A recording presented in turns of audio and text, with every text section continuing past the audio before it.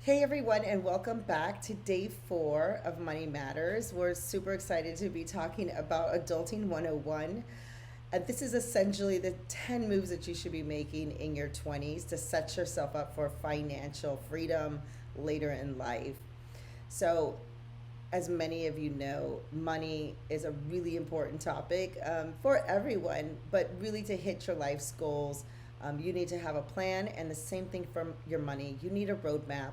We talked a lot about how to build that roadmap in the first session. So if you didn't catch that, go back to that session. But really important to build some financial goals into your life's goals. And remember that money is important for a bunch of things that you're going to do in life, including, buying a home, getting married, opening a business, going back to grad school, whatever it may be. Those are really important, milestones in your life that are going to require some sort of financial support. So this is really about all the things that I wish someone would have told me in my 20s. So let's get to it. The first thing that we're going to talk about is the importance of in starting to invest and build your retirement in your 20s. I know it seems like a long ways away when you're in your 20s, but really what you're looking at is how to maximize the time that you have. It's not how much you invest, it's how long you invest. And the reason being is that beautiful thing called compound interest. As you've seen in our previous workshop, compound interest when you're investing works for you. So use the time that you have to start investing, and the best way to do that is to open up a Roth IRA. A Roth IRA is a retirement account that's after tax dollars, and what it allows you to do is to invest. So if you're a freelancer, this is a great account for you to have. You start investing, and that money grows tax free. So we really like those, and we explained a little bit about those in a previous workshop. So go back if you want a little bit more information on the Roth IRA. But let's just give you an example of how important it is to invest if you are 25 years old and put in $100 a month into a Roth IRA, and you get 12% interest back. And that's an average, but generally you're going to hit at least 12%.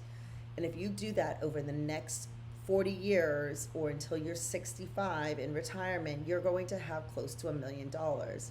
So mark my words, almost everyone here can be a millionaire, but you got to start now.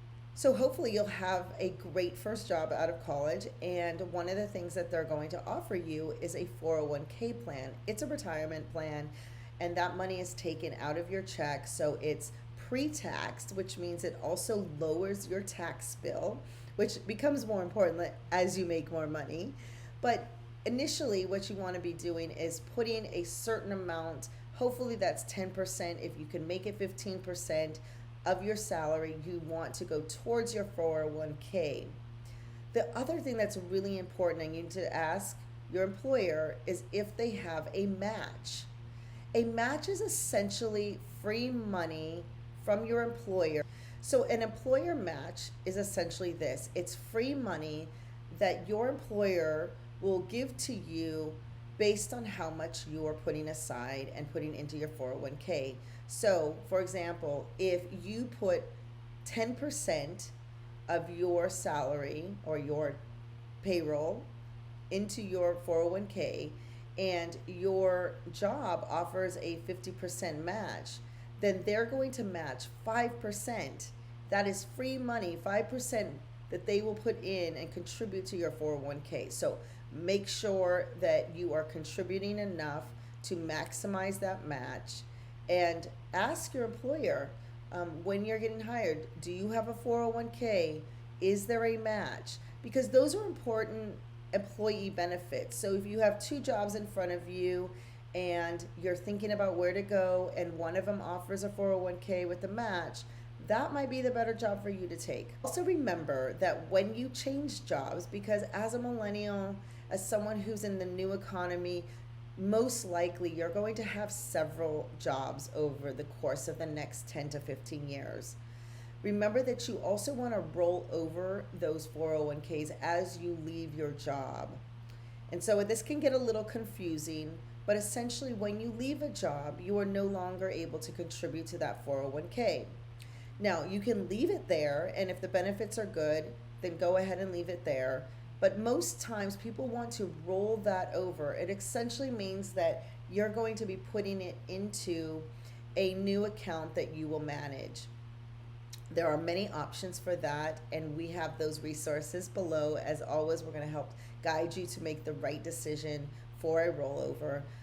And we want to make sure that you understand, though, that you want to keep that money in a retirement account and not just withdraw it. So that's really important here, because what happens if you withdraw money from a 401k before you reach age 59 and a half, you're going to be hit with not only taxes but a penalty tax of 10%. Things on your list: you are going to open up a Roth IRA, and you are going to contribute enough money in your 401k if that's offered through your job, and make sure to take the match.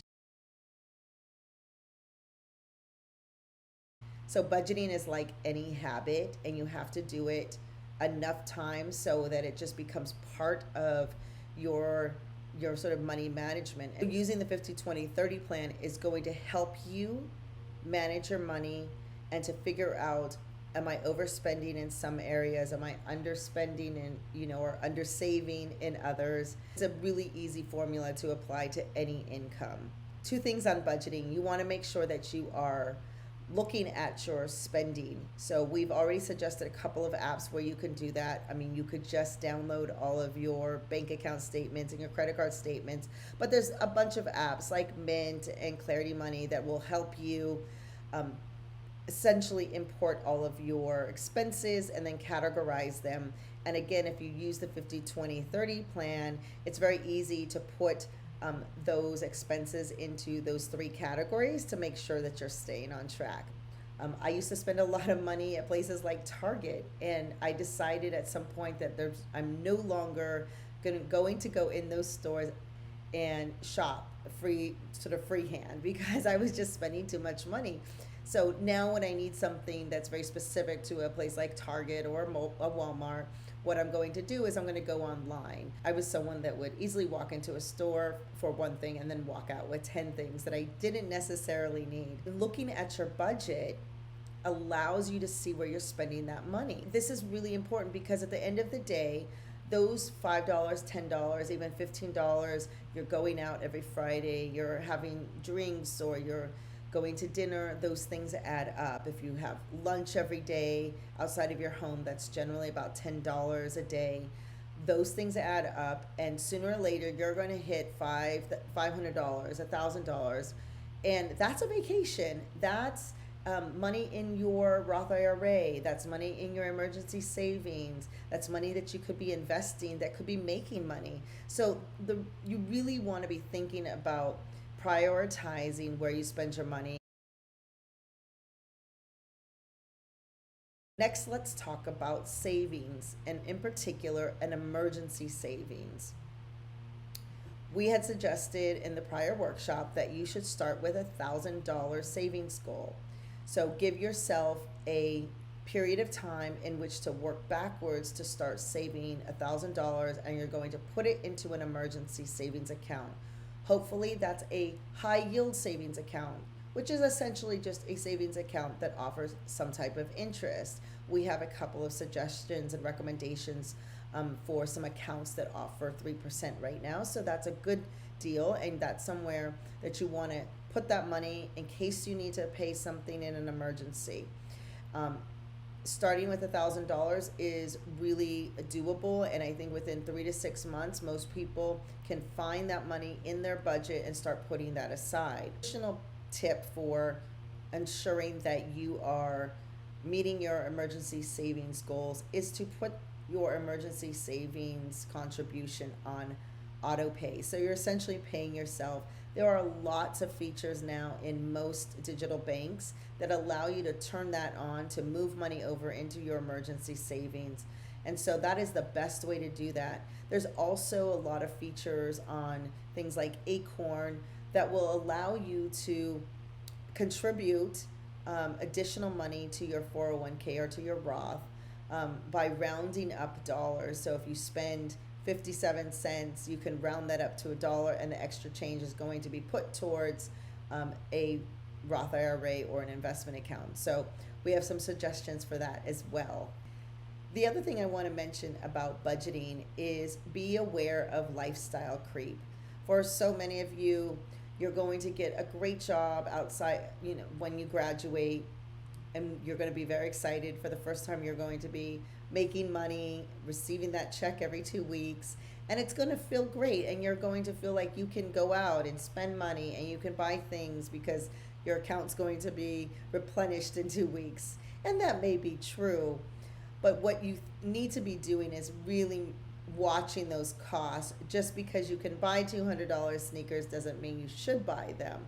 Now, if that's a goal for you, that you're like, I want these sneakers, or I want this purse, or I want this car, sure, absolutely, like anything, you have every right, if you're working hard, to go and get that. Just make sure that you're prioritizing those things that you really want and not just spending money carelessly. So speaking of buying a car, as we've already talked about, generally buying a brand new car is a bad investment. The reason being is that when you drive a car off the lot, it depreciates in value. So if you are going to buy a car, which for many people, it's a necessity, and it can often help you build credit if you don't have credit, that's fine. I would suggest not buying a brand new car. There's plenty of great used cars out there, and you're going to pay a price that makes probably more sense for your budget, and it will keep a decent resale value. So just remember that spending a lot of money on a brand new car is generally not the best investment, because it depreciates in value. So there's two things to do in your 20s regarding your credit. One is to establish credit, and two is to take care of your credit. So in terms of establishing credit, if you don't have any credit cards right now, don't be afraid of them. Just make sure you get the right ones. Like I said, we should be aiming for credit cards that are associated with a traditional credit card company or a bank or a credit union. Try to stay away from cards that are associated with store brands, for example. So the second thing to do is to make sure that you're managing the credit responsibly. So you want to put everything on auto payment, especially the minimum payments. You don't want to miss a payment just because you feel like you couldn't pay the whole card off. You need to at least make the minimum payment, and then if you're paying down your debt, you can make an additional payment. You want to make sure that you are watching all of those interest rates and making sure that you are trying to pay down your debt and keep it within that 30% utilization rate that we talked about earlier. Also, you want to be looking for good credit cards that have points associated with them for either cash back or for travel. Especially if you're young, this is the time to be exploring the world. And if you manage your money the right way, a lot of times you can do that at a discount or for free by taking care of your credit and using a credit card that has points associated with it. The next thing that we're going to talk about is negotiating your salary. And we have a whole workshop on that tomorrow, so don't miss it. We're going to be hearing some expert advice about some of the tips for negotiating your salary. But I think for a lot of people who are young and this may be their first job, oftentimes you don't think that there's an opportunity for you to negotiate. But there always is, and I think negotiation is almost like a muscle that you have to work out. You have to practice it. You have to make sure that you're practicing how to negotiate, because it's not only good for negotiating salary, but also negotiating all kinds of other things when it comes to your career.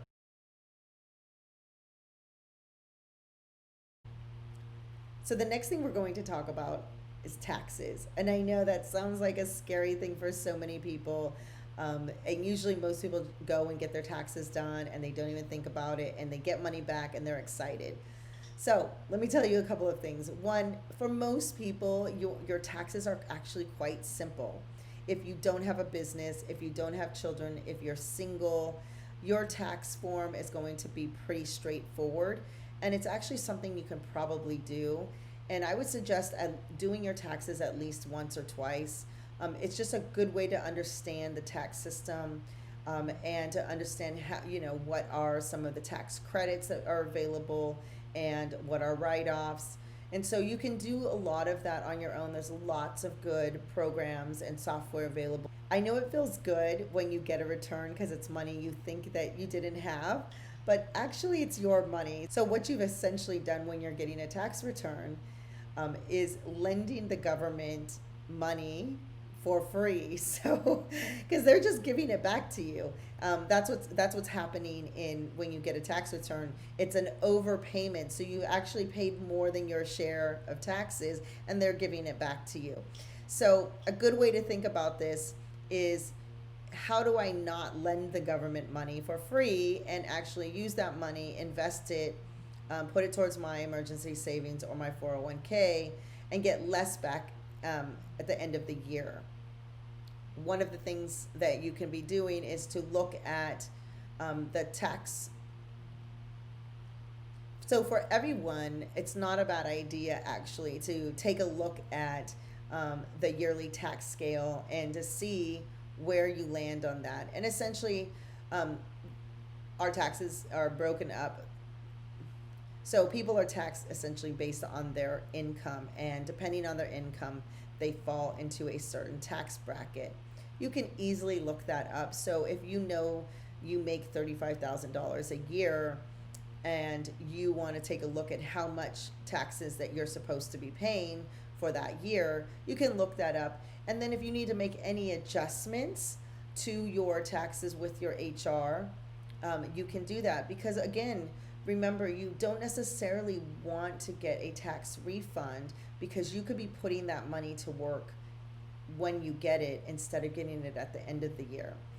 The challenge when you do get a tax refund is not to go and spend it all as a shopping spree. Again, let's figure out a way to minimize the refund. Use that money while you're getting it during the year, putting it into your 401k or into your emergency savings. And if you do get a refund, one of the best ways to put it to work is to actually put it in your Roth IRAs. So one of the things that we also want to point out that's part of adulting is learning to read contracts. I know it sounds ridiculous, but it's actually really important. So throughout the course of your life, you are going to sign a number of contracts. When you rent an apartment or you lease an apartment, you are going to sign a lease. And so you're going to have to read the fine print. I see too many people end up getting into scenarios where they don't realize there were additional fees. For example, breaking a lease. If you have a late payment, they're going to charge you fees. A lot of times, those fees are in the contract. So never sign something without reading it first.